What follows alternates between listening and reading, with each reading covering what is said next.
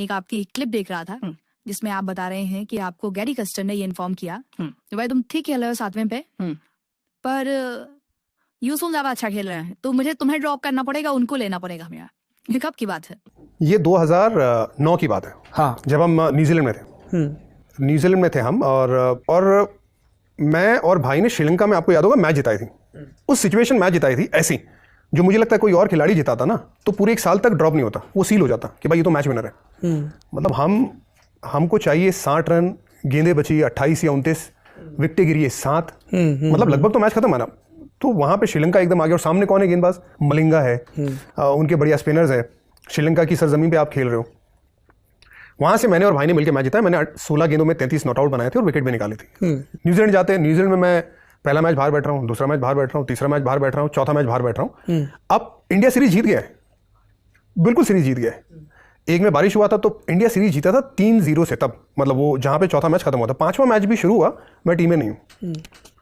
तो मुझे लगा ये क्यों है। तो मैंने गैरी साहब से पूछा कि मुझे आप इतना बताइए कि रीज़न क्या है कि मैं क्यों नहीं खेल रहा हूँ। मैं तो और अगर कुछ इंप्रूव करना है तो वो बताइए। अगर कुछ इंप्रूव करना है तो हम करेंगे, हम मेहनत करेंगे, लेकिन मुझे रीज़न जानना है। तो उनका 2 रीज़न थे। उन्होंने कहा कि Irfan, there are things are not in my hand, ये उनके अल्फाज थे। There are things are not in my hand. तो मैंने पूछा किसके हाथ में? I can tell you that. फिर okay, I respect that, but you can tell us. नहीं तो वो मुझे पता था, लेकिन इसीलिए बता दीजिए ना।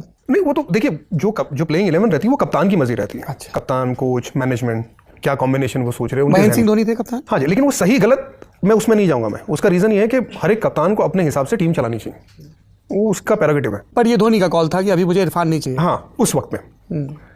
अब जाहिर सी बात है, जो लड़का नहीं खेलता उसके दिल में ये बात होनी चाहिए कि उसे खेलना चाहिए। अगर नहीं है तो फिर घर बैठो।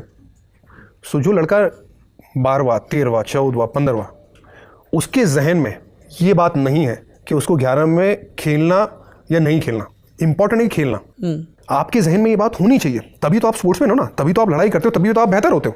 आप बाहर बैठ के खुश हो, हाँ नहीं ठीक है, आपको मैच भी मिल रही है, आपको ट्रैवल करने को मिल रहा है और आप मजे कर रहे हो, आप तो टीम में हो ना, आपके पास प्रेशर नहीं है, तो गलत है। That is absolutely wrong. So as a player हर एक को लगता है उसको खेलना चाहिए, हमें भी लगता है हमें खेलना चाहिए। तो हमने सवाल पूछा। दूसरा जवाब ये था कि भाई क्योंकि हम एज एन ऑलराउंडर, हम बैटिंग ऑलराउंडर देख रहे हैं नंबर 7 पे और वो स्पिनर है। अच्छी बात ये थी कि भाई बैटिंग ऑलराउंडर थे, हम बॉलिंग ऑलराउंडर थे, तो दोनों का अलग अलग था और दोनों की जगह आज के ज़माने में, वो 2009 की बात है, 2025 में आप पूछेंगे कि आपको 2 ऑलराउंडर चाहिए टीम में, लोग खुशी खुशी ले लेंगे।